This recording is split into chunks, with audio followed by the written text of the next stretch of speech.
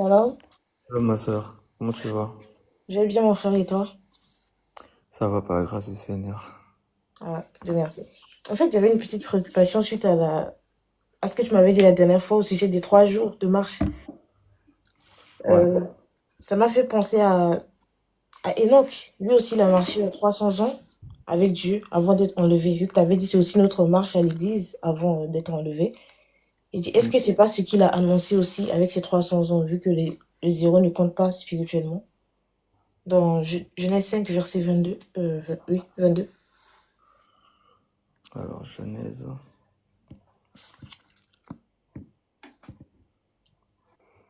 chapitre 5, au verset 22. On nous dit, Enoch après la naissance de Methushélah marcha avec Dieu 300 ans, et il engendra des fils et des filles. Tous les jours d'Enoch furent de 305 ans, non, 365 ans. Enoch marcha avec Dieu, puis il ne fut plus parce que Dieu le prit. Amen. Donc oui, c'est toujours ça représente toujours la marche parce que, comme tu le sais, hein, dans la spiritualité, on compte pas les zéros. Et la marche de Dieu, est-ce que tu peux me redonner le passage que tu m'avais donné, je crois que c'était dans Exode, par rapport à Israël. C'est Exode 8, 23. Oui, Exode 8, verset 23.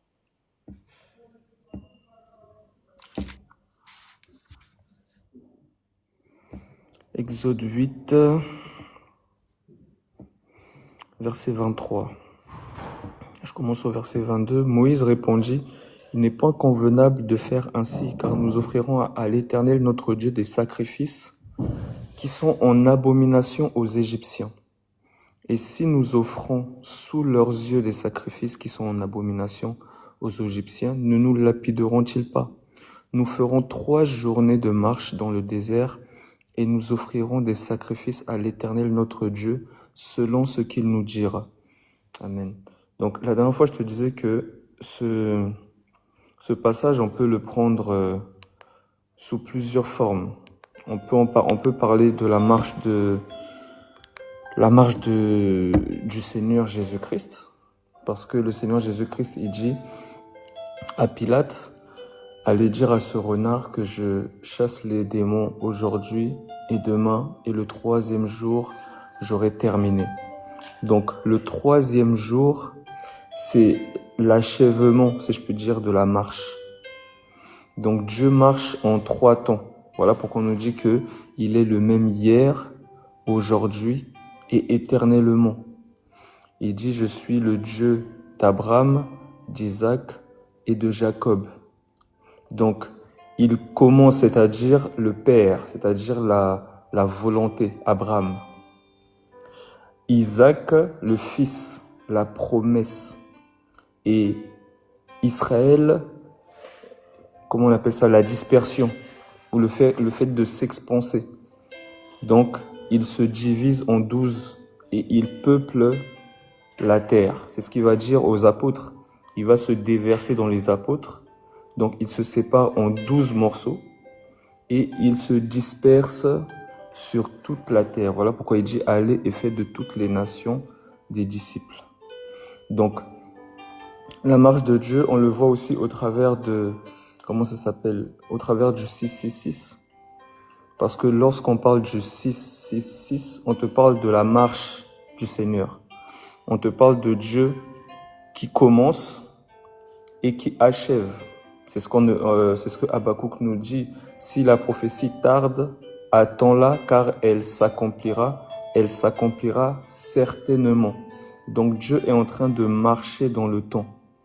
Il commence par Abel, qui est un 6, parce que le chiffre 6, comme on le sait, c'est le chiffre de l'homme. Donc il commence par Abel, et lorsqu'on voit Abel, on voit son opposant, Caïn. Ensuite, il arrive dans le 2e 6, qui est Jésus-Christ. Quand on voit son opposant, c'est Judas Iscariote. Ensuite, nous attendons la fin de la marche. c'est-à-dire lorsqu'il va écraser la tête du dragon. Voilà pourquoi il dit « À moi la vengeance, à moi la rétribution ». Donc je dois écraser la tête de l'adversaire parce que Abel, Caïn l'a tué, Jésus, Judas Iscariote, l'a vendu, en gros l'a tué parce qu'il dit que celui qui me livre à toi, Pilate, commet un plus grand péché. Et ensuite, le dernier, on ne le tue pas. Le dernier, c'est lui qui tue. Donc c'est ce que nous attendons justement, la fin de cette marche, où Michael doit écraser la tête de l'adversaire, le dragon. Donc cela fait 6, 6, 6. Ça nous parle aussi de notre marche à nous, parce que nous avons quitté l'Égypte.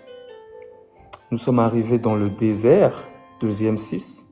Et ensuite, nous devons aller justement à Canaan, Canaan céleste. Donc on quitte le monde, on arrive dans le désert, dans la marche avec le Seigneur.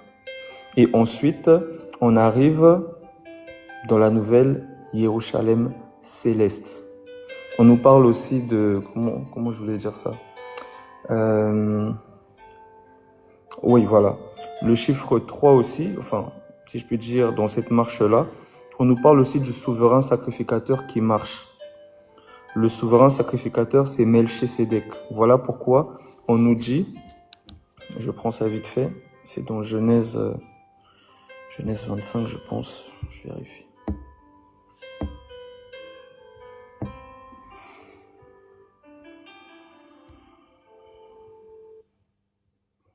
Alors, tac...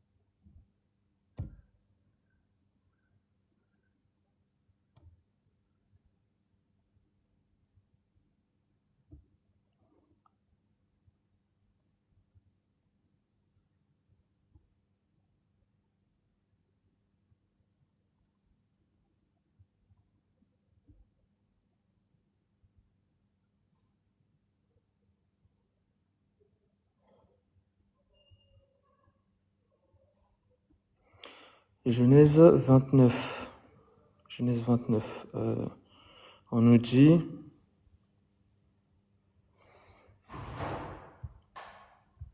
Au verset 32, Léa devint enceinte et enfanta un fils. Attends, je pense que mon téléphone est en train de bifurquer.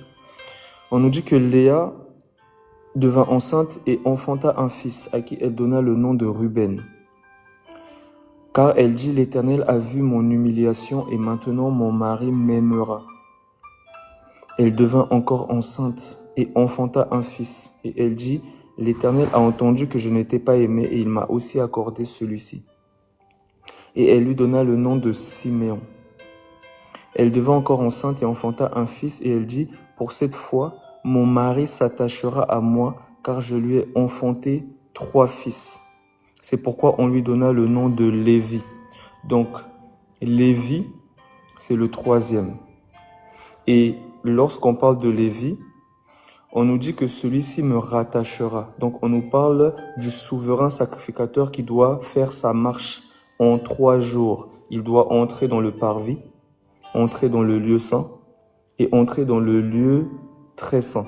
C'est la marche du souverain sacrificateur. Donc, au commencement, ça a commencé justement avec Lévi.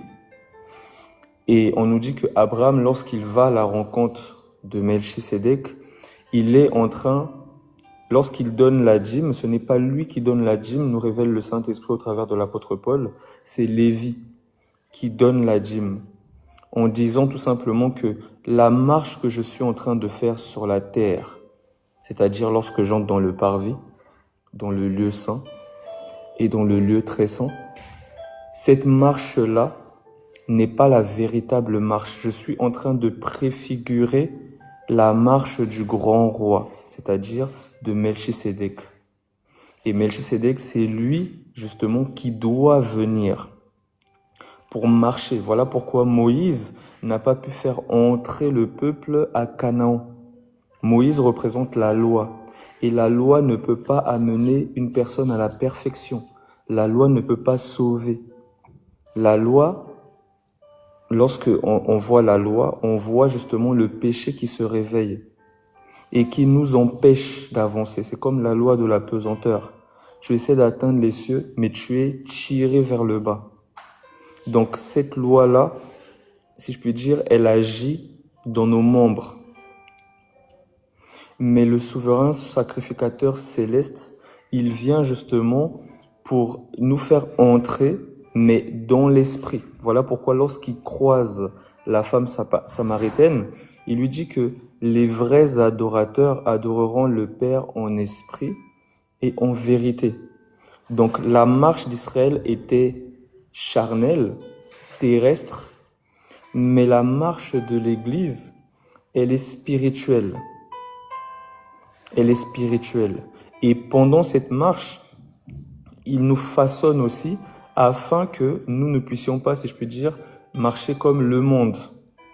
Parce que le monde a ses mœurs, le monde a sa façon de concevoir les choses, le monde a sa façon de penser. Mais le Seigneur ne veut pas que nous puissions agir comme autrefois.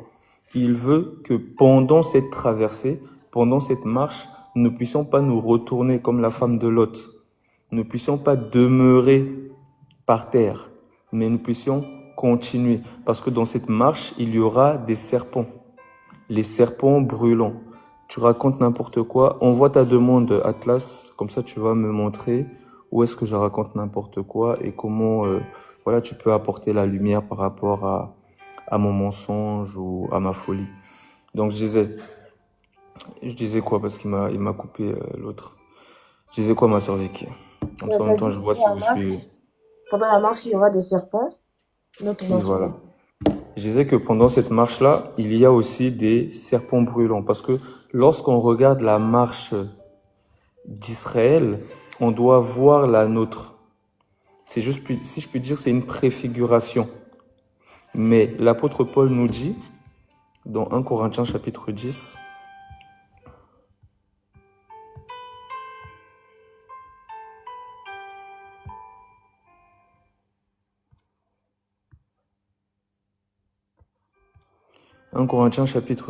l'apôtre Paul nous dit, frères, je ne veux pas que vous ignoriez que nos pères ont tous été sous la nuée et qu'ils ont tous passé au travers de la mer, qu'ils ont tous été baptisés en Moïse dans la nuée et dans la mer, et qu'ils ont tous mangé le même aliment spirituel, et qu'ils ont tous bu le même breuvage spirituel, car ils buvaient à un rocher spirituel qui les suivait. Et ce rocher était Christ. Donc le Seigneur marchait avec le peuple d'Israël. Il le voyait physiquement, il voyait le soir la colonne de feu et la journée la colonne de nuée. Donc il le voyait. Et on nous dit, mais la plupart d'entre eux ne furent point agréables à Dieu puisqu'ils périrent dans le désert.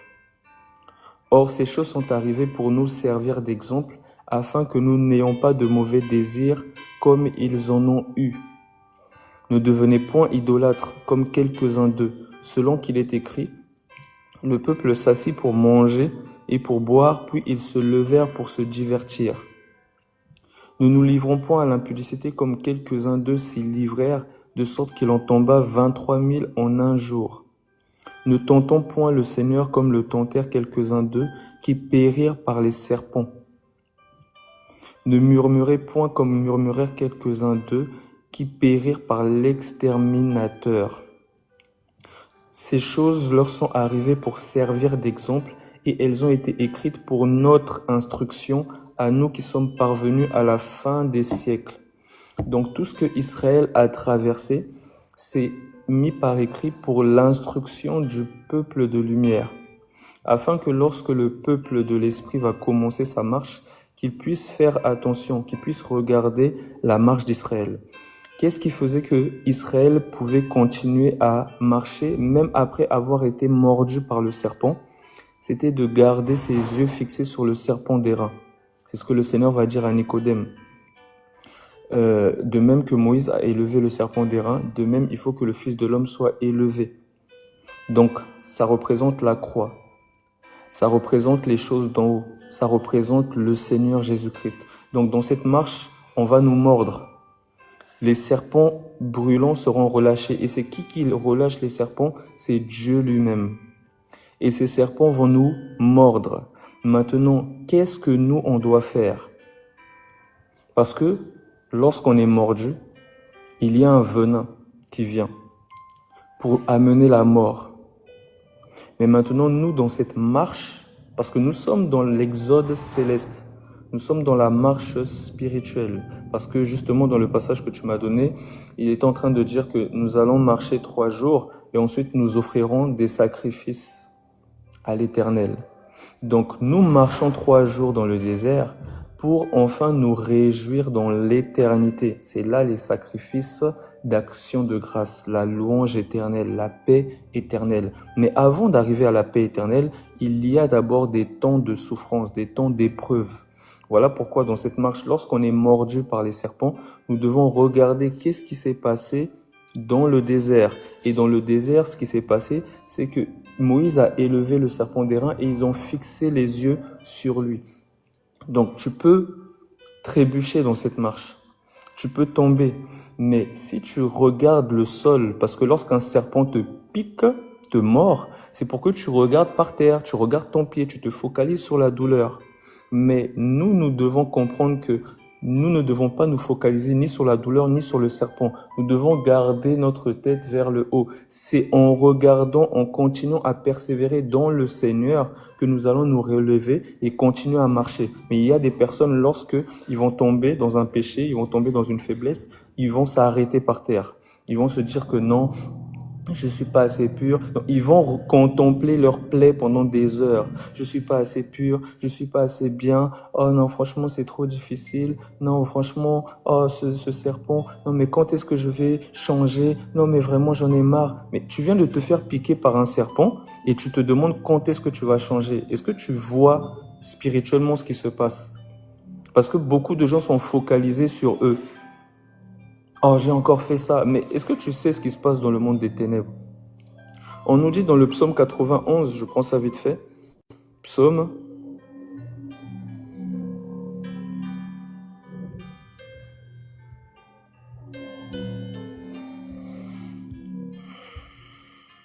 91.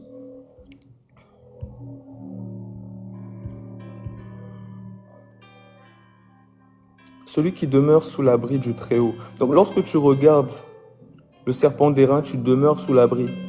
Quand tu arrêtes de le regarder, tu n'es plus sous l'abri. Tu commences à paniquer, tu commences à être vulnérable pour retourner dans le monde et abandonner la foi. Celui qui demeure sous l'abri du Très-Haut repose à l'ombre du Tout-Puissant. Je dis à l'Éternel, mon refuge et ma forteresse, mon Dieu en qui je me confie. Car c'est lui qui te délivre du filet de l'oiseleur, de la peste et de ses ravages. C'est lui qui te délivre. C'est pas toi qui décides de tes résolutions à 2 € que tu fais chaque année et que ça n'a rien changé. C'est lui qui nous délivre. Il te couvrira de ses plumes et tu trouveras un refuge sous ses ailes. Sa fidélité est un bouclier et une cuirasse. Tu ne craindras ni les terreurs de la nuit, ni la flèche qui vole le jour, ni la peste qui marche dans les ténèbres, ni la contagion qui frappe en plein midi. Que 1000 tombent à ton côté et 10 000 à ta droite, tu ne seras pas atteint. Pourquoi? De tes yeux seulement tu regarderas et tu verras la rétribution des méchants, car tu es mon refuge, ô Éternel, tu fais du Très-Haut ta retraite. Donc, dans cette marche-là, dans la marche des 3 jours là, dans cette marche, lorsqu'on est piqué, lorsqu'on est mordu, lorsque des flèches volent, parce que nous on ne le voit pas, mais il y a des flèches. Il y a des flèches. Des flèches qui vont, tu vas te lever le matin, ah j'ai pas envie de prier, ah je suis énervé, tu t'es mangé une flèche. Tu te lèves le matin, je suis énervé aujourd'hui, j'ai envie de tomber dans un péché, tu commences à convoiter, tu viens de te manger une flèche. Alors qu'est-ce que tu dois faire? Tu dois continuer à regarder la colonne de feu. Parce que c'est en le regardant, lui, le serpent d'airain, que ton venin commence à se dissiper. Ce n'est pas par tes forces à toi, ce n'est pas par ta puissance à toi, mais c'est parce que nous, dans cette marche-là, nous regardons toujours la colonne de feu. Et ce qui est bien dans cette marche, c'est que oui, nous avons beaucoup d'handicaps, parce que ce que je dis souvent au Seigneur, je dis, mais quand je regarde les armées dehors, dans les armées, le soldat, il est en forme, on va dire. Il a fait ses entraînements, il est bien, il est capable, et il doit se battre contre une armée. Mais nous, ce qui se passe dans notre armée, c'est que notre ennemi, c'est déjà aussi nous-mêmes. Notre chair, c'est notre ennemi. Le camp des ténèbres, nos ennemis. Et ils vont aussi saisir des hommes, ils vont aussi travailler au travers des hommes pour nous détruire. Donc on part avec un handicap parce que notre chair ne veut pas que nous puissions, par exemple, nous battre ou tirer. Donc, nous avons beaucoup d'handicaps pour nous montrer que ce n'est pas nous. Parce que sinon, nous allons commencer à penser comme Israël. Et Israël, qu'est-ce qu'il a fait? Israël a continué, s'est beaucoup basé sur ses œuvres, a oublié que c'est par la foi. Et tout cela, on le montre au travers de Abraham. Parce que Israël est déjà entré à Canaan. Parce que tu vas voir que Abraham est parti à Canaan. Abraham est parti à Canaan. Et dans Abraham, il y a Israël. C'est de la même manière que lorsqu'on voit Abraham donner la dîme à Melchisédek, le Saint-Esprit nous révèle que c'est Lévi. Alors lorsqu'on voit Abraham qui entre à Canaan, mais Israël est déjà entré. Donc ça s'est déjà fait. Tout est accompli. C'est ce qu'on nous montre. Tout est accompli. Donc dans la prophétie, les choses sont faites. Maintenant, dans la marche, il y aura des difficultés. Il y aura aussi des ramassis, des gens qui se sont infiltrés qui se sont infiltrés auprès de nous, qui marchent au milieu de nous, mais qui ne sont pas des nôtres. Jusqu'au moment où ils vont se séparer. Jusqu'au moment où ils vont tomber. 10 000 tombent à ta droite, 1000 à ton côté, tu ne seras pas atteint. Donc les gens vont toujours tomber. Toi, je vais toujours te bloquer. Et là, maintenant, je vais te bloquer. Je vais même pas te muter. Parce que ça commence à me faire mal à la tête. Il dit que Paul, c'est un démon, que voilà, Abraham, non, c'est bon. On va pas supporter ça tout le temps. Bon, c'est pour blasphémer, pour dire des bêtises. On te met dehors. Donc, dans cette marche-là, nous devons toujours continuer à fixer la colonne de feu. Parce que c'est lui qui marche au milieu des 7 chandeliers d'or. La marche de Dieu. Il marche. Lorsque on le voit, il est en train de marcher. Lorsque Bartimée le voit, il est en train de marcher. La marche du grand roi. Et quand il marche, il est accompagné d'un peuple qui le suit. Et nous le suivons parce qu'il nous donne le pain. Nous le suivons parce qu'il nous donne le pain. Parce que à qui irions-nous? C'est toi qui as le pain. C'est toi qui as le pain de vie. Donc nous continuons à le suivre. Mais ne regardons pas à nos œuvres. Parce que si nous regardons à nos œuvres, nous allons nous disqualifier. Mais si nous regardons à lui, nous allons savoir que lorsque nous étions encore impies, Christ est mort pour nous. Donc, la responsabilité de faire entrer le peuple, c'est Melchisédek qui l'a. La responsabilité de faire entrer le peuple, c'est Josué qui l'a. Josué qui veut dire Jésus, Yahushua. C'est Josué qui fait entrer le peuple. Ce n'est pas Moïse. Moïse ne doit pas rentrer. Donc le Seigneur va trouver une raison, si je peux dire, pour ne pas qu'il rentre. Parce que Moïse est l'incarnation de la loi. Mais Josué est la préfiguration du Seigneur Jésus-Christ. Donc c'est Jésus qui entre. Et je prends l'écriture que je voulais prendre tout à l'heure, c'est dans...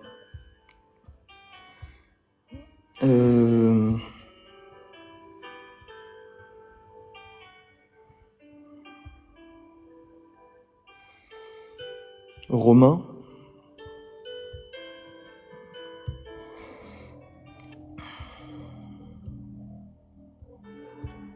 Romains chapitre 4, on nous dit, que dirions-nous donc qu'Abraham notre père a obtenu selon la chair? Si Abraham a été justifié par les œuvres, il a sujet de se glorifier, mais non devant Dieu. Donc, par rapport aux œuvres, on ne se glorifie jamais devant Dieu. Parce qu'il y a des gens, parce qu'on connaît cette parabole-là, enfin cette histoire-là où il y a un pharisien qui se présente devant Dieu en disant, je te loue Seigneur parce que moi je paye ma dîme, je jeûne, je prie, etc. Je suis pas comme ce publicain là-bas. Donc il dénigre l'autre en fonction de ses œuvres. Et le Seigneur dit, démonoté, je vais te muter avec tous les, comment on les appelle, tous les comptes avec lesquels tu vas venir, je vais te bloquer. Donc, si tu viens, reste calme, parce que je vais te bloquer. Je suis pas là pour jouer, je m'ennuie pas. Donc, si toi, tu t'ennuies, tu veux faire des débats, tu veux insulter les gens, tu vas aller dans les lives parce que tu n'as rien à faire, c'est ton problème. Mais moi, je suis pas là pour jouer. Donc, si tu t'ennuies, je te prie de partir loin. Il y a plein de panels où aller jouer. Il y a plein de gens qui aiment se disputer, ils aiment crier, ah, c'est moi qui ai raison, non, c'est toi. Voilà, ça s'arrache, non.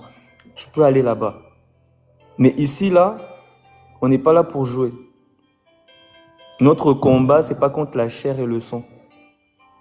Donc, si tu es possédé, il faut venir, on va prier pour toi. Mais si pour toi, tu es bien portant, parce que c'est ce que le Seigneur disait. Tous ceux qui disent qu'ils voient, mais ils n'ont pas besoin de recouvrir la vue. Parce que pour eux, ils voient. Donc le Seigneur est venu pour redonner la vue aux aveugles. Mais toi, si tu vois bien, si pour toi, Paul, il est possédé par un démon, que nous écoutons un démoniaque parce qu'il était possédé par un démon dans 2 Corinthiens 12, et que si Abraham, il est possédé, tout ce que tu veux, c'est ton problème. Mais reste loin. Donc voilà. Je repars dans Romains 4. Que dirons-nous donc qu'Abraham, notre père, a obtenu selon la chair? Si Abraham a été justifié par les œuvres, il a sujet de se glorifier, mais non devant Dieu. Car que dit l'Écriture? Abraham crut à Dieu et cela lui fut imputé à justice. Donc Abraham a été justifié parce qu'il a cru. Donc dans toute cette marche-là, il va t'arriver toutes sortes de choses. La marche de Dieu, les 3 jours de marche là, avant d'offrir les sacrifices d'action de grâce, il va t'arriver toutes sortes de choses. Toutes sortes de choses. Des choses même que tu n'as peut-être pas orchestrées, que tu n'as peut-être pas préméditées, mais qui te surprennent. Tout cela arrive pour que tu perdes la foi. Donc, ça sert à rien de venir avec tes œuvres devant le Seigneur en disant, oui, j'ai fait ceci, j'ai fait cela, je peux prier. Non, j'ai fait ceci, j'ai fait cela, je ne peux pas prier. Tu es qui pour te présenter devant l'Éternel avec des œuvres? Non, si tu te présentes devant l'Éternel, c'est parce que tu es caché dans le Fils. Si tu te présentes devant l'Éternel, c'est comme lorsqu'un enfant fait des bêtises. Son père le frappe, lui dit, va dormir. Et c'est qui va venir intercéder? C'est la maman dans la chambre. Parce qu'elle sait comment apaiser son mari dans la chambre. Et ensuite, elle va lui dire, non, achète-lui quand même son jouet, tout ça. Achète-lui son jouet. Donc l'enfant, le lendemain, il va voir qu'il a son jouet qui est prêt sur la table. Il pense que c'est par ses œuvres, alors qu'il a fait des bêtises, on l'a envoyé dormir. C'est par la maman, parce que la maman, elle a su apaiser le cœur de son mari. Donc ce n'est pas à cause de toi, c'est à cause de Jésus. À cause de mon nom, je me retiens afin de ne pas t'exterminer. Est-ce que vous comprenez la profondeur de ce passage? C'est à cause de son nom qui fait toute chose. Donc tous ceux qui sont cachés en Ésaü, la préfiguration de Jacob et Ésaü. Et Ésaü était celui qui avait le droit d'aînesse. Et Jésus, il est appelé dans Hébreux chapitre 2, notre Yahya. C'est notre grand frère. Donc c'est lui qui a le droit d'aînesse. C'est lui le premier-né de toute la création. Il a le droit d'aînesse. Mais maintenant, nous n'avons pas le droit d'aînesse. Nous sommes des usurpateurs, nous sommes des Jacob. Et nous ne pouvons pas avoir la bénédiction. Maintenant, qu'est-ce qu'on doit faire? on doit aller se cacher sous la peau d'Ésaü.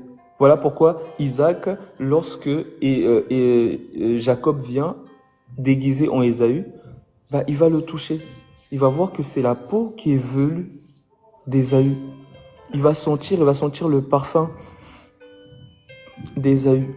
Et c'est là qu'il va relâcher la bénédiction. Donc tu es béni, pas par tes œuvres, pas parce que tu es puissant, pas parce que hier tu n'es pas tombé et aujourd'hui tu es tombé. Non, c'est pas pour ça que tu es béni. Tu es béni parce que tu es caché sous le vêtement de l'agneau. C'est ce qui s'est passé dans le jardin d'Éden. Adam et Ève, ils ont péché. Ils ont péché. Mais par amour, pour montrer ce qui va arriver, pour ne pas les exterminer, le Seigneur va tuer un agneau, il va les revêtir de la peau de l'agneau. Et comment on sait que c'est la peau de l'agneau? Parce qu'on voit déjà, je reviens dans Romains 4, je fais juste une bifurcation pour ceux qui n'ont pas suivi ces choses. Genèse chapitre 3.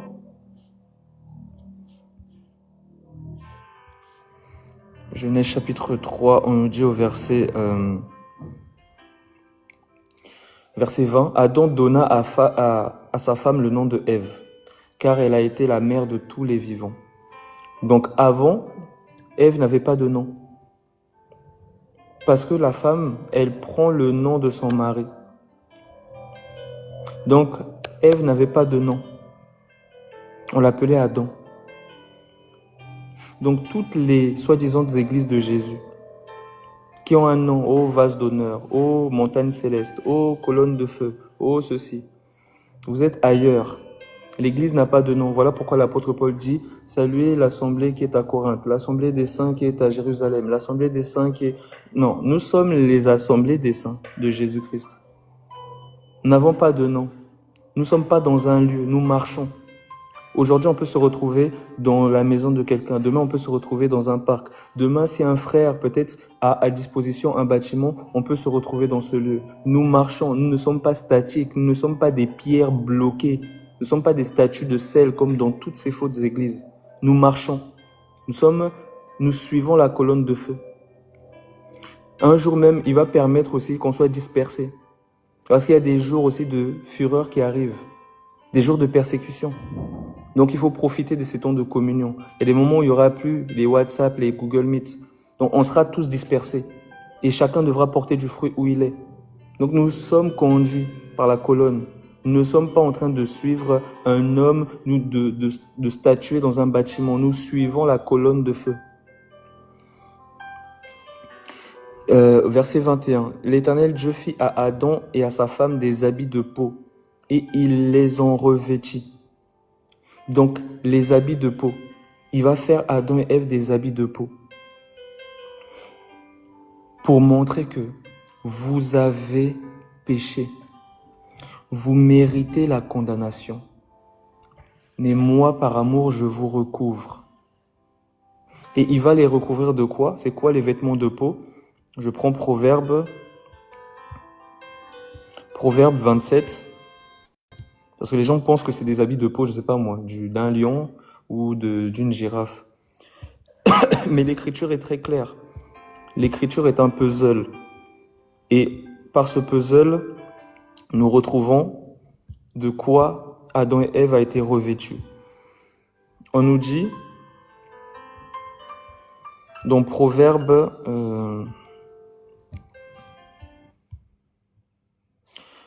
27, verset 26, on nous dit, les agneaux sont pour te vêtir et les boucs pour payer le champ. Donc les agneaux, c'est pour vêtir. Voilà pourquoi Jean-Baptiste voit l'agneau qui ôte le péché du monde. L'agneau là a été tué afin de nous revêtir. Et c'est qui l'a tué? C'est Dieu lui-même. Parce que dans la loi, on voit deux personnes qui sont en train de marcher. Dans la loi, on voit deux personnes qui marchent. Je prends ça vite fait. Genèse 22, je pense. Genèse 22.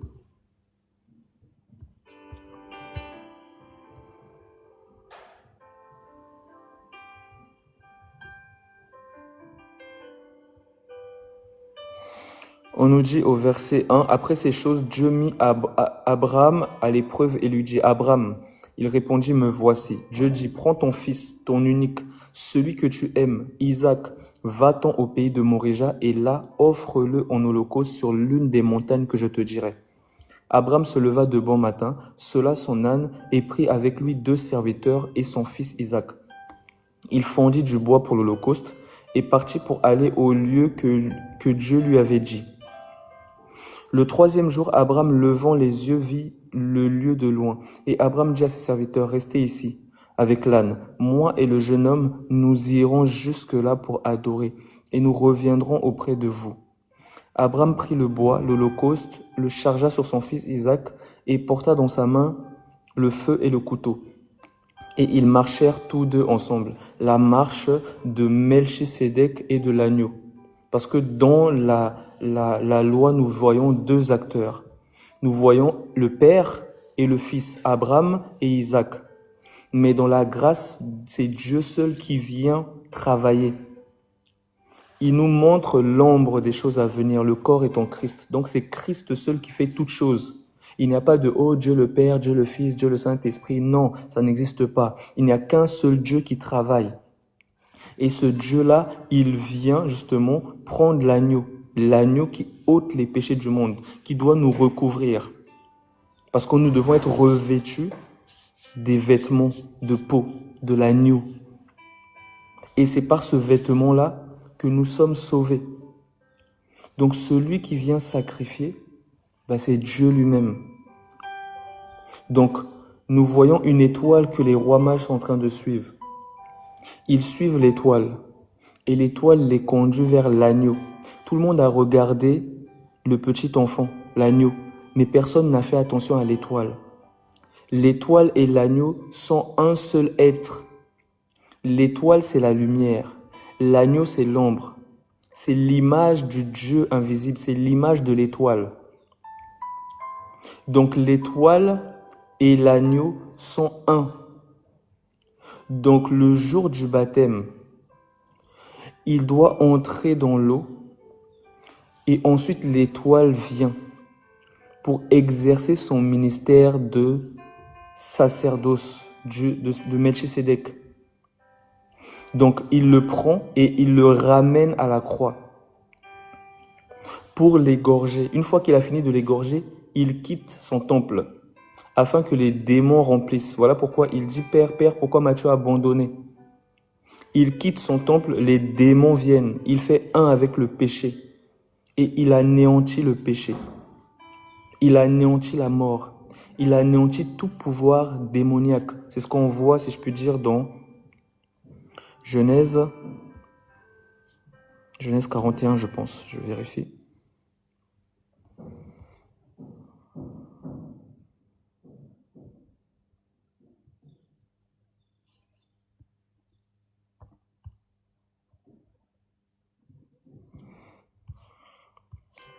Genèse chapitre 41, on nous dit, au verset 39, « Et Pharaon dit à Joseph, « Puisque Dieu t'a fait connaître toutes ces choses, il n'y a personne qui soit aussi intelligent et aussi sage que toi. Je t'établis sur ma maison, et tout mon peuple obéira à tes ordres.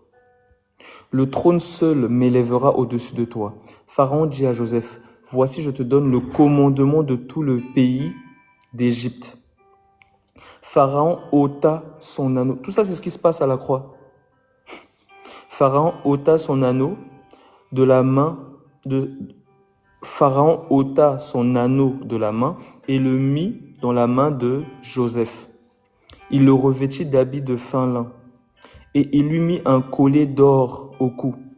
Il le fit monter sur un char qui suivait le sien et l'on criait devant lui à genoux. C'est ainsi que Pharaon lui donna le commandement de tout le pays d'Égypte. Donc à la croix, les gens sont en train de voir quelqu'un qui est crucifié. Moi, je vois un roi qui justement a dépouillé le monde des ténèbres, s'est revêtu de force, de magnificence. Et tous les démons étaient à genoux. Tout le monde était prosterné.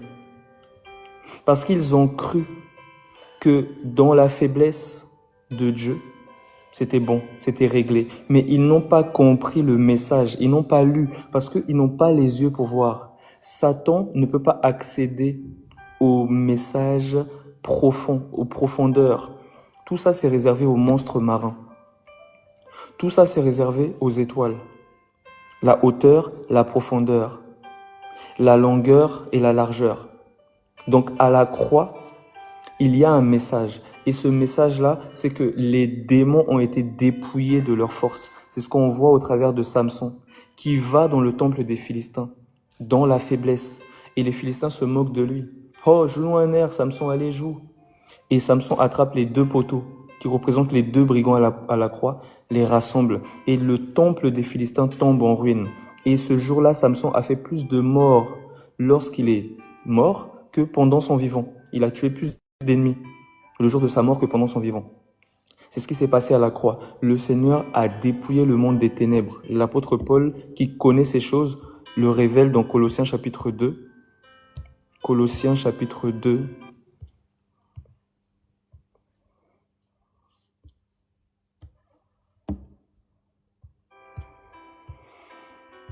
Au verset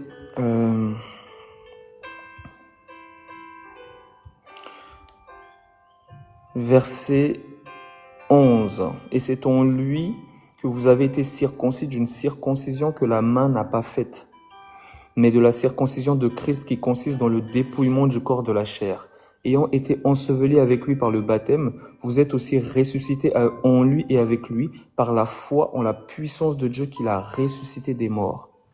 Vous qui étiez morts par vos offenses et par l'incirconcision de votre chair, il vous a rendu la vie avec lui en nous faisant grâce pour toutes nos offenses.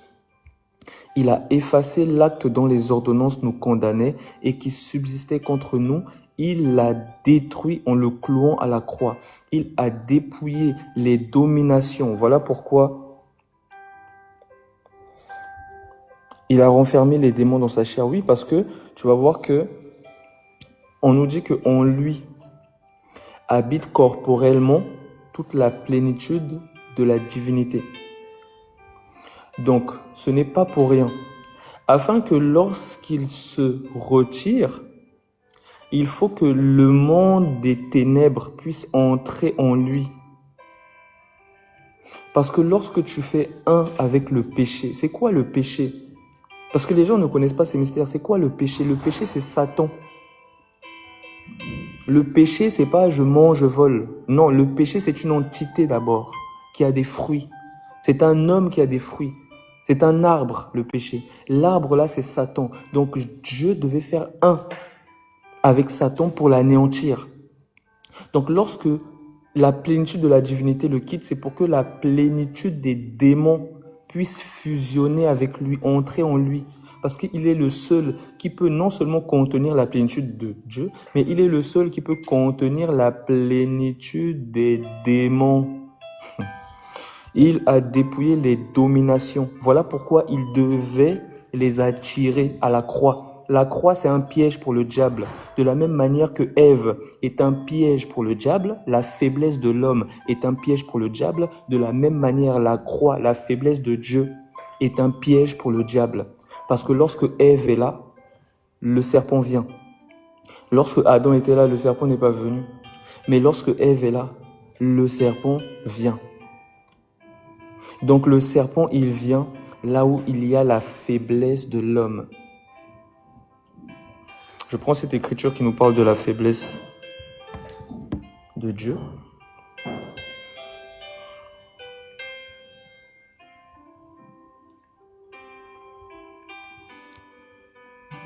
Je pense que c'est dans 1 Corinthiens...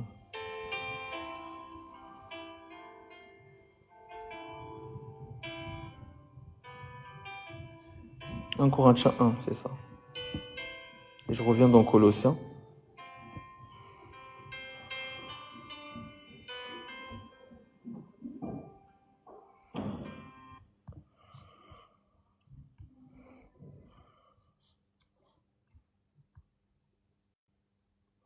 En plus, le Seigneur, il vous a dit ces choses. Je vous donne une autre parabole. Ensuite, je reviens dans 1 Corinthiens 1.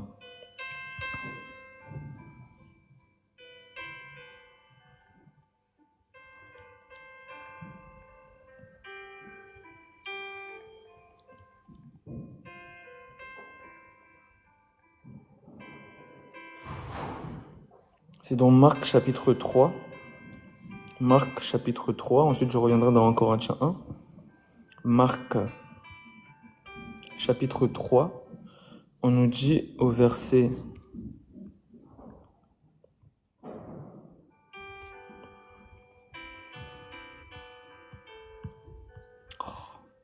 Est-ce qu'il a mon téléphone? On nous dit au verset 24, « Si un royaume est divisé contre lui-même, ce royaume ne peut subsister.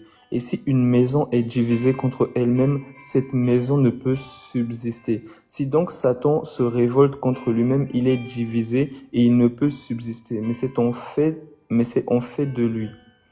Mais son effet de lui. » Verset 27, « Personne ne peut entrer dans la maison d'un homme fort et piller ses biens sans avoir auparavant lié cet homme fort. Alors il pillera sa maison. » Donc le Seigneur ne pouvait pas détruire le monde des ténèbres sans les lier. Parce que avant de voler un homme fort, l'homme fort là, ça représente l'ennemi qui s'est fait dépouiller. Parce qu'il avait volé la richesse de Adam, la domination de Adam, la gloire de Adam. Il va dire au Seigneur, au second Adam, lorsque le second Adam va venir, il va lui dire, prosterne-moi, prosterne-toi, sinon, et comme ça je te donnerai tous les royaumes de ce monde, car ils m'ont été donnés. En réalité, ils ne lui ont pas été donnés, il a séduit Ève, et par la faiblesse de Ève, il a volé l'autorité d'Adam, parce que Adam et Ève ne sont qu'un. Voilà pourquoi on nous parle du péché d'Adam, on ne nous dit pas le péché d'Ève. Donc la femme c'est l'homme, la femme vient de l'homme. Donc voilà pourquoi on nous parle du péché d'Adam. On peut dire mais Adam n'a rien fait. Oui, mais c'est sa côte, donc c'est lui. Donc lorsque sa côte, lorsque son côté, lorsque son vis-à-vis a péché, automatiquement il a perdu l'autorité lorsqu'il a suivi sa femme. Donc pour entrer dans la maison d'un homme fort, il faut d'abord le lier avant de voler ses biens. Donc c'est ce qui se passe à la croix. Le Seigneur doit lier les démons. Et pour les lier, il faut une prison pour les enfermer. Et la prison, c'est le corps de Jésus. C'est un piège. Vous voyez, quand on veut attraper une souris, on va mettre l'appât, on va mettre voilà le petit fromage. Et lorsque la souris va manger, paf, le piège se referme. Donc c'est ça. En lui habite pleinement la plénitude de la divinité. Lorsqu'il est à la croix, le Seigneur se retire. Et c'est un piège pour l'ennemi qui entre en lui et est enfermé. Et c'est ce que l'apôtre Paul nous dit justement dans Colossiens chapitre 2.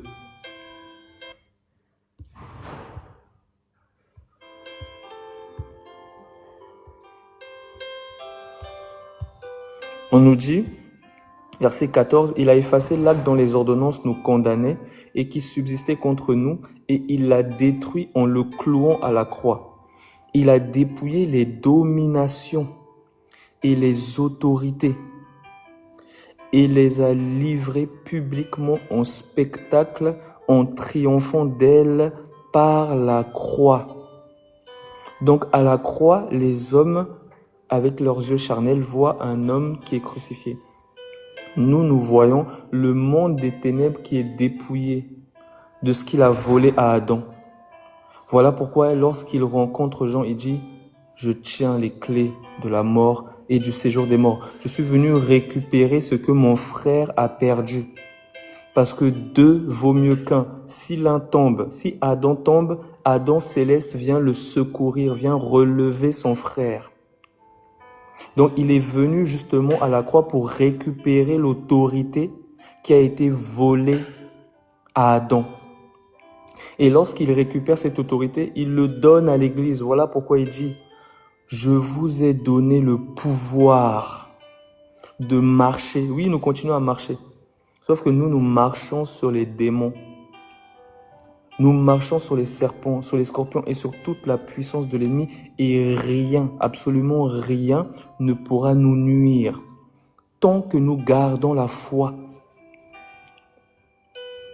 Donc la marche de l'Église, c'est la marche de la foi. Nous devons continuer à regarder à l'image de Abraham. Donc je reviens dans Romains 4. Romains chapitre 4. On nous dit, que dirions-nous donc? Qu'Abraham, notre père, a obtenu selon la chair. Si Abraham a été justifié par les œuvres, il a sujet de se glorifier, mais non devant Dieu. Car que dit l'Écriture? Abraham crut à Dieu et cela lui fut imputé à justice. Or, à celui qui fait une œuvre, le salaire est imputé, non comme une grâce, mais comme une chose due. Donc celui qui travaille, il mérite son salaire. Celui qui travaille, qui a fait des efforts, on le paye à la fin du mois. Et à celui qui ne fait point d'œuvre, mais qui croit en celui qui justifie l'impie, sa foi lui est imputée à justice. Donc, c'est ça. Il a relevé son corps par son esprit. Mais en fait, il faut savoir justement ce mystère-là que beaucoup ne savent pas. Le corps de Dieu, parce que le corps qu'il a n'est pas le même corps que nous avons. Parce que les gens, comme ils le voient marcher, ils le voient manger, ils le voient dormir, ils pensent que c'est le même corps. Non, ce n'est pas du tout le même corps. Parce que le corps adamique doit pécher. Le corps adamique est assujetti au péché. Mais le corps céleste, qui n'a pas été formé, qui ne vient ni du sang, ni de la chair, qui est formé, façonné par l'esprit, non pas par une relation sexuelle, non. Ce corps est façonné par l'esprit. Donc ce corps est céleste. Voilà pourquoi il entre dans le ciel avec ce corps. Parce que nous, pour entrer dans la nouvelle Jérusalem, nous devons d'abord quitter ce corps. C'est ce que l'apôtre Paul dit. Je vais vous donner un mystère. Dans ce mystère-là, de la même manière que lorsqu'on plante une graine sur la terre, ce qui ressort n'a rien à voir avec la semence. Tu plantes une petite graine, ce qui en ressort est un arbre gigantesque. De la même manière, lorsque nous sommes ensemencés dans la terre, ce qui va ressortir, c'est un corps céleste. Lorsque le Seigneur vient, il vient chercher des corps célestes. Il est lumière, il est le Père des lumières et nous allons entrer justement dans la lumière inaccessible. Voilà pourquoi le Seigneur lui-même, lorsqu'il est venu sur la terre, il a été façonné par l'Esprit. Il a été façonné par l'Esprit. Je vous donne une écriture d'abord dans Jean chapitre 1. Jean chapitre 1, on nous dit au verset... Ensuite, je reviens dans Romains 4. On nous dit au verset 11, « Elle est venue chez les siens, et les siens ne l'ont point reçue. Mais à tous ceux qui l'ont reçue, à ceux qui croient en son nom, elle a donné le pouvoir de devenir enfants de Dieu, lesquels sont nés non du sang, ni de la volonté de la chair, ni de la volonté de l'homme, mais de Dieu. » Donc, Dieu lui-même, lorsqu'il est venu sur la terre, il n'est pas né selon la volonté de l'homme, ni de la volonté de la chair. Non, il a été façonné par l'Esprit. C'est ce qu'on nous dit dans Hébreu. Hébreu, tout ça, c'est des passages qui te montrent que c'est un corps qui est céleste. Ce n'est pas un corps qui est terrestre. Parce que tu vas voir que dans Hébreu chapitre 10, je vais continuer à voyager. Hébreu chapitre 10. On te dit au verset 5. Attendez.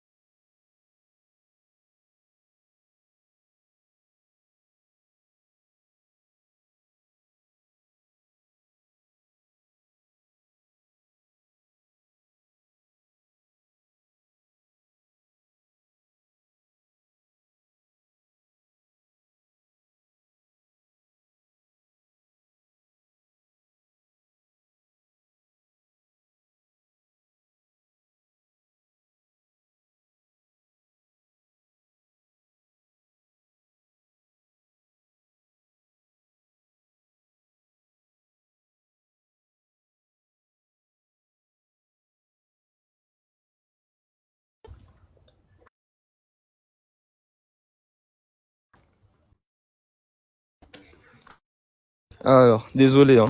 J'ai dû m'éclipser parce que... Il y a... Alors, tac.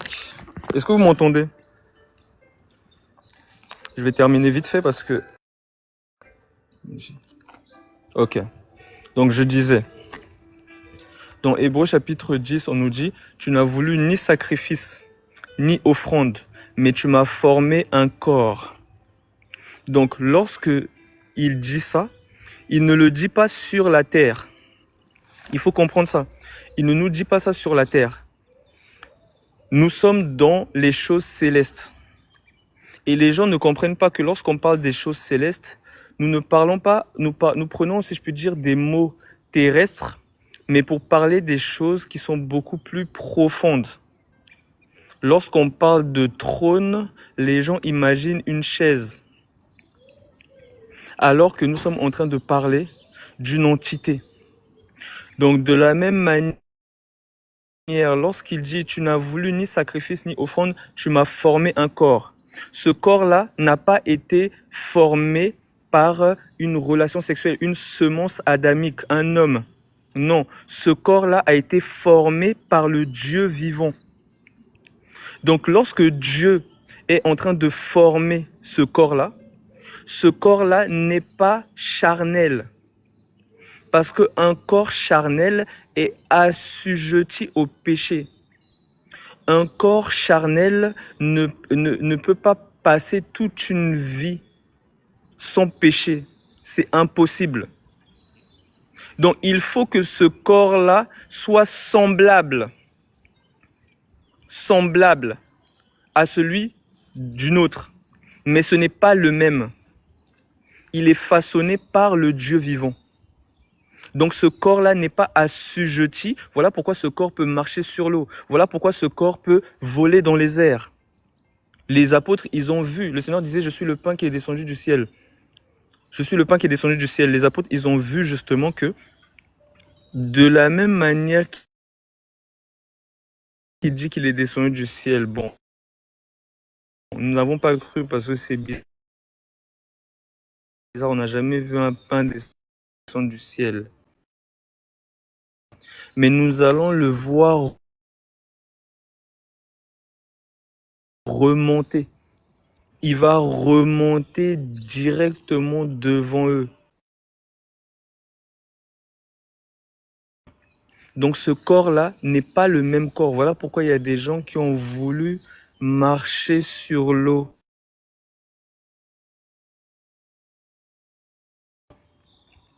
Ils ont dit qu'on va faire un miracle, on va essayer de marcher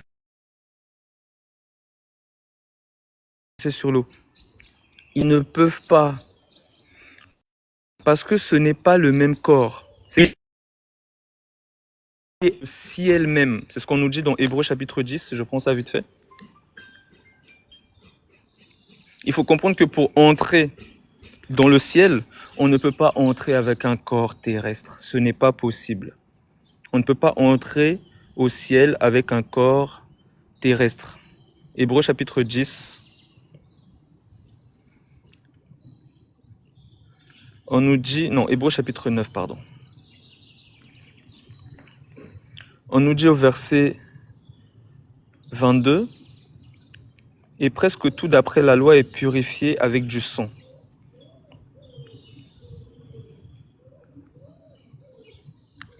Attendez. « Presque tout d'après la loi est purifié avec du sang, et sans effusion de sang, il n'y a pas de pardon. » Sans effusion de sang... Ah, j'essaie de me déplacer. Attendez, j'essaie de bouger pour voir.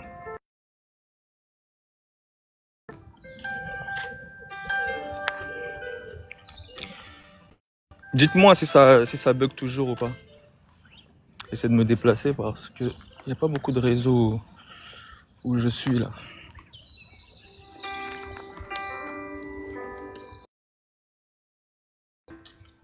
Vous m'entendez?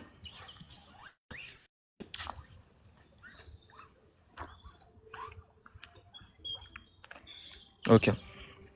Donc je disais, Hébreux chapitre 9, verset 22. « Et presque tout d'après la loi est purifié avec du sang, et sans effusion de sang, il n'y a pas de pardon. » Il était donc nécessaire, puisque les images des choses qui sont dans les cieux devaient être purifiées de cette manière, que les choses célestes elles-mêmes le fussent par des sacrifices plus excellents que ceux-là. Car Christ n'est pas entré dans un sanctuaire fait de mains d'hommes, en imitation du véritable, mais il est entré dans le ciel même, afin de comparaître maintenant pour nous devant la face de Dieu. Donc ce corps-là est céleste. Parce que lorsque je dis corps céleste, en fait, je sais où ça peut peut-être bugger, parce qu'on peut se dire, un corps céleste, c'est forcément, si je puis dire, comme un fantôme. C'est comme un fantôme, non. Parce que le Seigneur nous dit que nous, lorsque nous allons ressusciter, il vient nous chercher avec les corps célestes. Et c'est un corps qui dépasse en gloire celui que nous avons présentement. C'est un corps, en fait, c'est avec ce corps-là que lorsqu'il est ressuscité, il vient montrer ce corps. Il vient montrer les plaies. Il a fait exprès de garder les plaies. Parce que ces plaies-là, c'est aussi le témoignage. Vous allez voir, bon là je pars un peu dans des choses qui sont un peu, voilà, qui sont un peu hautes si je peux dire, mais il avait 5 plaies sur la tête, dans les 2 mains, dans les 2 pieds.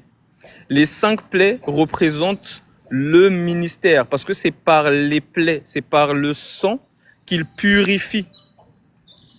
Donc l'aspersion du sang qu'il est en train de faire dans l'église, vous allez voir que lorsque Élie doit ressusciter l'enfant, il va se poser sur l'enfant.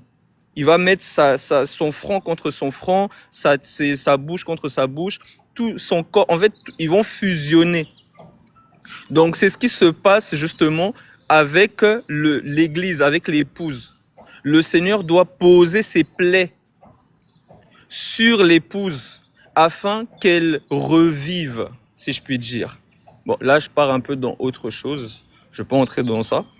Mais en tout cas, voilà, dans ce corps-là n'est pas un corps comme le nôtre. Ah, ouais, mais le problème, c'est que je dois m'éclipser, en fait. Je dois m'éclipser, normalement, je suis là que jusqu'à 30. Bah, vas-y. Est-ce que ma sœur Vicky, c'est bon déjà pour ta question par rapport à la marche? Oh oui, c'est très clair. En plus de On ça, a voyagé, là. en plus de ça, tu as répondu à d'autres questions, quoi. Tu as élucidé beaucoup de choses. Amen. Amen. Que le Seigneur soit béni. Amen. Je laisse la place à la sœur Magda. Ok.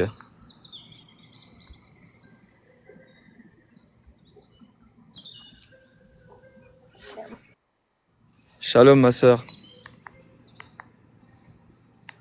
Frère, parce que toute cette semaine, en tout cas, c'était vraiment, j'avais des questions en moi que je trouvais pas de réponse. Surtout après la résurrection de Jésus, quand il se dévoile à ses apôtres, tout ça, il dit touchez mes mains, un chair, enfin je paraphrase là, la chair n'a ni os, enfin un esprit n'a ni chair ni os, tu vois.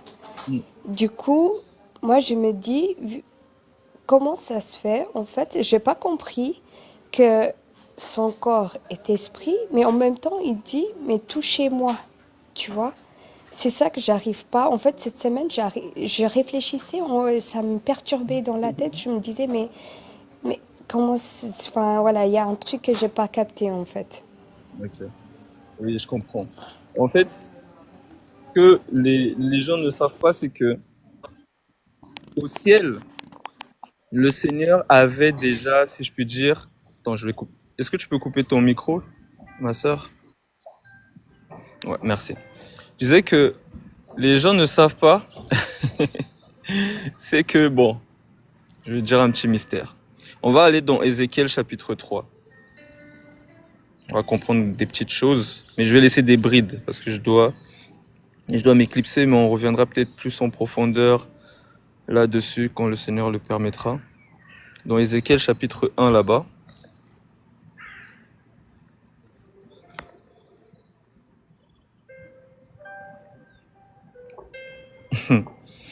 On nous dit au verset 26, au-dessus du ciel qui était sur leur tête, il y avait quelque chose de semblable à une pierre de saphir, en forme de trône. Et sur cette forme de trône apparaissait comme une figure d'homme placée dessus en haut. Donc, Ézéchiel va voir un trône. Et ce trône-là, c'est une entité. Sur ce trône-là, il va voir comme une figure d'homme. Sauf que ce corps d'homme-là qu'il va voir là, il va nous le décrire. Il nous dit, et sur cette forme de trône apparaissait comme une figure d'homme placée dessus en haut. Je vis encore comme de l'airain poli, comme du feu, au-dedans duquel était cet homme, et qui rayonnait tout autour depuis la forme de ses reins jusqu'en haut, et depuis la forme de ses reins jusqu'en bas. Donc c'est un corps de gloire. C'est un corps qui n'est pas comme le nôtre. Il est rempli de feu, que ce soit à l'intérieur, que ce soit à l'extérieur.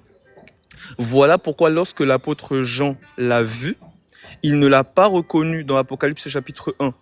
Il va voir que en bas de ses reins, c'est du feu, en haut, c'est du feu. Donc, c'est un corps céleste. Mais ce corps-là, lorsqu'il a pénétré la création, il est venu, si je peux dire, dans la simplicité.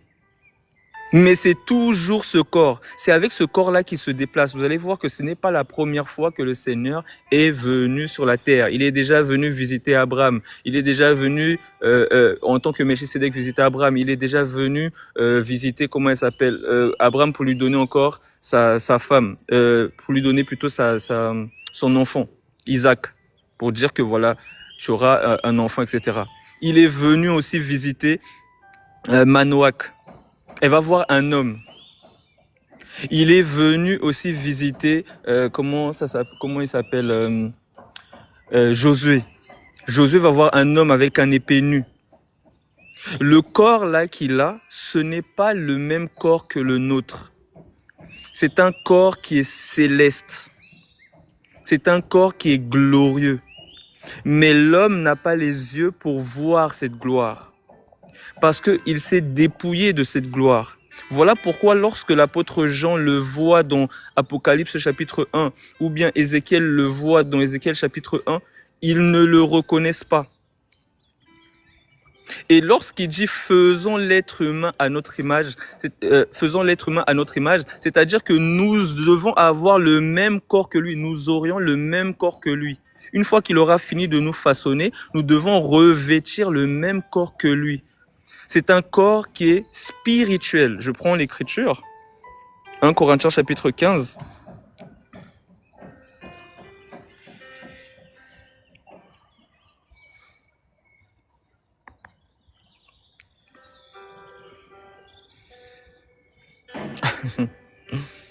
Vous aimez trop monter, vous.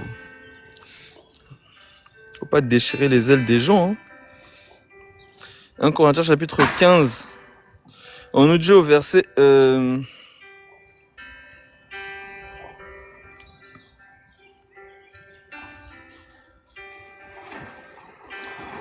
verset 39.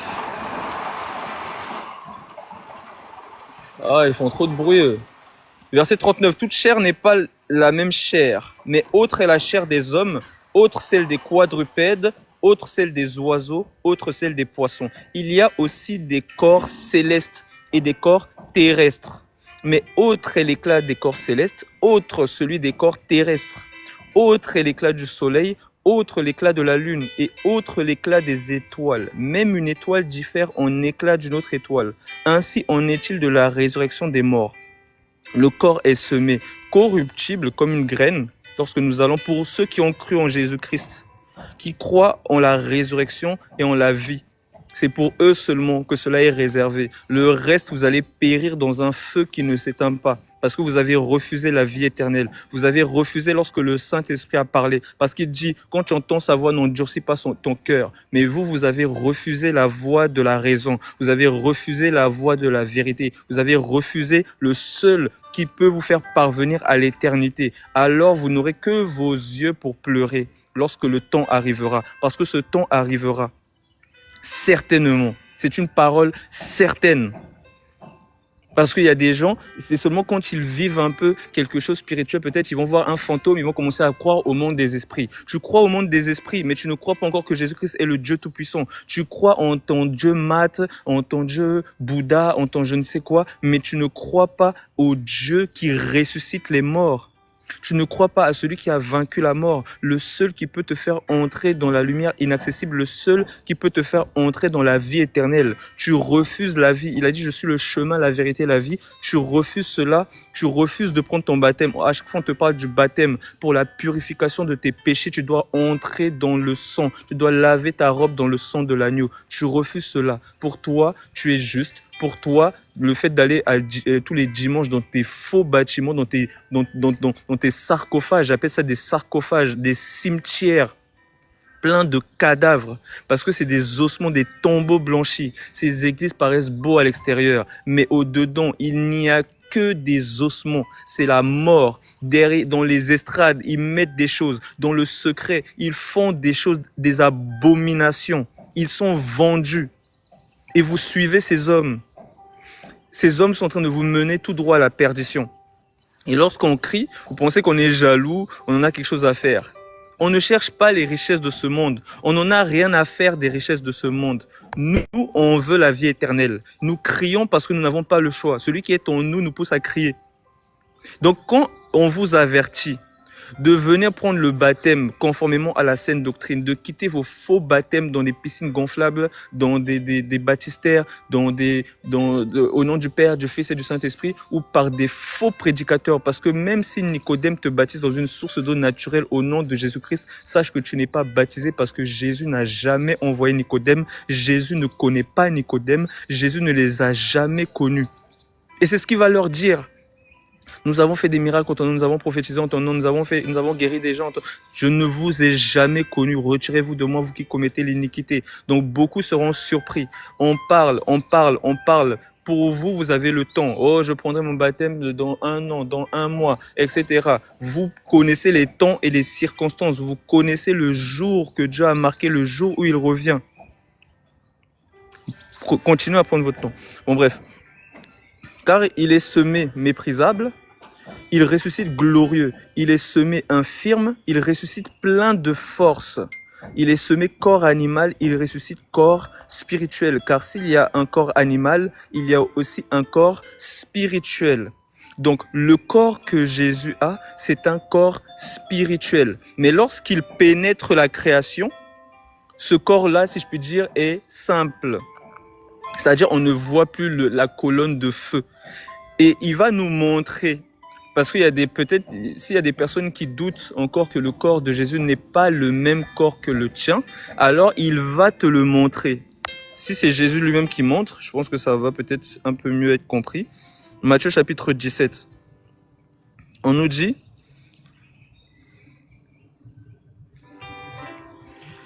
« 6 jours après, Jésus prit avec lui Pierre, Jacques et Jean, son frère, et il les conduisit à l'écart sur une haute montagne. Il fut transfiguré devant eux, son visage resplendit comme le soleil et ses vêtements devinrent blancs comme la lumière. » Donc il va leur montrer c'est quoi le corps qui est devant eux. Ce n'est pas un corps terrestre, ce n'est pas un corps de péché. Ce corps-là ne peut pas pécher. C'est un corps qui est céleste. C'est un corps qui peut contenir la plénitude de Dieu. C'est un corps qui peut même contenir la plénitude des démons. C'est une prison. Il y a un bug. Pourtant, c'est vert chez moi, là. Pourtant, c'est vert. Ça bug aussi chez tout le monde? Ou c'est que chez le frère Serge? Ouais, voilà. Parce que pour moi, c'est vert. Je pense que c'est ta connexion, mon frère. Ouais, c'est chez toi. Donc, il les ramène sur la montagne de la transfiguration pour leur montrer quel est le corps qui est devant eux. C'est un corps qui est glorieux. C'est un corps qui est céleste. Il vient d'en haut. Voilà pourquoi il dit aux pharisiens, vous ne savez pas d'où vous êtes. Moi, je sais d'où je viens. Et je repars. Donc, il repart d'où il vient. Ce corps-là est céleste. Nous, notre corps est terrestre. Il est charnel. Voilà pourquoi nous devons revêtir le corps de lumière, le corps céleste. Nous attendons qu'il vienne. Il vient dans les nuées, il vient avec nos corps.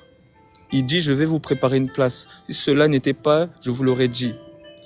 Je viens et lorsque je reviendrai, je vous prendrai avec moi afin que là où je suis, vous y soyez aussi. Jean chapitre 14, verset 1 en descendant, au verset 6 à peu près. Donc le Seigneur, lorsqu'il vient, il vient avec les demeures célestes. Les demeures, les gens pensent que les demeures au ciel, c'est des villas ou des je ne sais quoi. Non, les demeures, ce sont des corps. C'est ce que l'apôtre Paul nous explique dans 2 Corinthiens chapitre 5. L'apôtre Paul nous dit, 2 Corinthiens chapitre 5. L'apôtre Paul nous dit, au verset 1, « Nous savons en effet que si cette tente où nous habitons sur la terre est détruite, » donc il parle du corps, le corps terrestre que nous avons, c'est une tente. « Nous avons dans le ciel un édifice qui est l'ouvrage de Dieu, une demeure éternelle qui n'a pas été faite de main d'homme. » Aussi nous gémissons. Donc le corps de Jésus n'a pas été fait de main d'homme. Il n'a pas été fait par la semence humaine. Ce corps est céleste. Voilà pourquoi c'est le seul qui est né, en gros, sans relation sexuelle. C'est le seul. Parce que les musulmans, ils aimaient dire, mais regarde Adam. Mais Adam, on a pris l'argile, on a pris la poussière de la terre pour le former. Mais le corps du Seigneur est céleste. Aussi, nous gémissons dans cette tente, désirant revêtir notre domicile céleste. Le domicile céleste, c'est nos corps de lumière. Donc, c'est ce corps-là que le Seigneur avait. Et lorsqu'il vient, il montre justement aux apôtres, il leur dit, touchez. Parce que s'il a gardé les plaies, c'est non seulement pour leur montrer que c'est bien lui qui était mort et ressuscité, mais il y a aussi d'autres profondeurs. Comme je disais tout à l'heure, ce corps-là a 5 plaies. Une au front, 2 dans les 2 mains et 2 dans les 2 pieds. Ça fait 5 plaies. Et ces 5 plaies sont, si je puis dire, ça représente le ministère, les fusions de sang, l'esprit, qui purifie, qui façonne l'Église à son image. Voilà pourquoi j'ai dit que pour ceux qui sont rapides, ils vont voir directement Élie et l'enfant qui a été décédé. Élie va venir pour ressusciter cet enfant, il va se coucher sur l'enfant. Et même Élie encore, il y a aussi d'autres profondeurs. Parce que Élie, vous allez voir qu'il n'a pas de, il n'a pas de parents. Élie n'a pas, on ne nous dit pas Élie le fils d'un tel, non. On nous dit Élie le Tishbite. Et si vous vous renseignez, vous allez voir que Tishbite, c'est un lieu qui n'existe pas.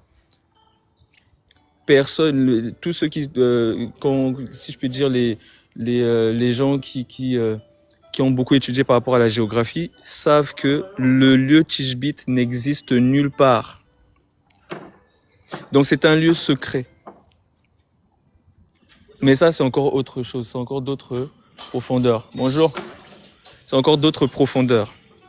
Mais voilà, lorsqu'il vient et qu'il leur montre ces plaies-là, c'est aussi par rapport à l'incrédulité. Il y a aussi... En fait, si j'ouvre une porte, je vais rester là jusqu'à 15 heures. Mais parce qu'il y a vraiment beaucoup de choses à dire. Parce que ça représente aussi l'incrédulité. Il y a un peuple qui est obligé de venir toucher les plaies, de voir les plaies pour avoir la foi. Mais il y a un peuple qui a la foi sans avoir vu les plaies. Donc tout ça, c'est encore d'autres choses. Donc voilà un peu ma sœur. Mais voilà, le corps du Seigneur est céleste. Mais quand toi tu entends céleste, ne pense pas aux fantômes. Ne pense pas aux fantômes. Parce que oui, les esprits, on ne les voit pas. C'est vrai. Mais il y a, si je puis dire, un autre mystère derrière. Il y a aussi des corps qui peuvent venir sur la terre. Voilà pourquoi lorsque le Seigneur vient visiter Abraham, il n'est pas venu d'abord dans le ventre d'une femme, ensuite il a grandi. Non, il est venu directement. Donc les gens peuvent aussi se poser la question, mais avec quel corps est-il venu? Donc voilà, c'est bien le Seigneur, c'est bien lui. Et lorsqu'il montre ce corps-là, c'est un corps qui est céleste, mais à ne pas confondre avec le nôtre. C'est-à-dire que ce corps-là peut manger, ce corps-là peut boire, ce corps-là peut se déplacer, ce corps-là peut tout faire et il fera des choses encore plus glorieuses. Parce qu'on nous dit, ce corps est semé infirme, il ressuscite plein de gloire. Il est semé dans la faiblesse, il ressuscite plein de force. Donc nos corps célestes auront, si je peux dire, des facultés que nous ne pouvons même pas imaginer. Donc c'est ça que nous attendons, c'est pour ça que l'Église aussi doit être instruite, si je peux dire, sur sa rémunération, sur l'éternité, sur ce qu'il attend, parce que c'est ça qui va aussi permettre au peuple de garder les yeux fixés sur la rémunération. Parce que c'est ce qu'on nous dit dans Hébreux chapitre 11, lorsqu'on nous parle de la foi. On nous dit que Abraham, tous ces hommes-là ont marché comme des pèlerins sur la terre parce qu'ils attendaient la rémunération. Donc celui qui n'est pas instruit sur la rémunération, il ne va que marcher pour les choses de la terre. Dès que Jésus ne lui donne pas le mariage, ne lui donne pas les finances, etc., il abandonne la foi parce qu'il a mis son espérance en Dieu pour les choses périssables et non pour les choses éternelles. Donc voilà un peu ma sœur. Mon frère, merci, tu as répondu à ma question vraiment. Et puis, je comprends que c'est vraiment, il y a des profondeurs.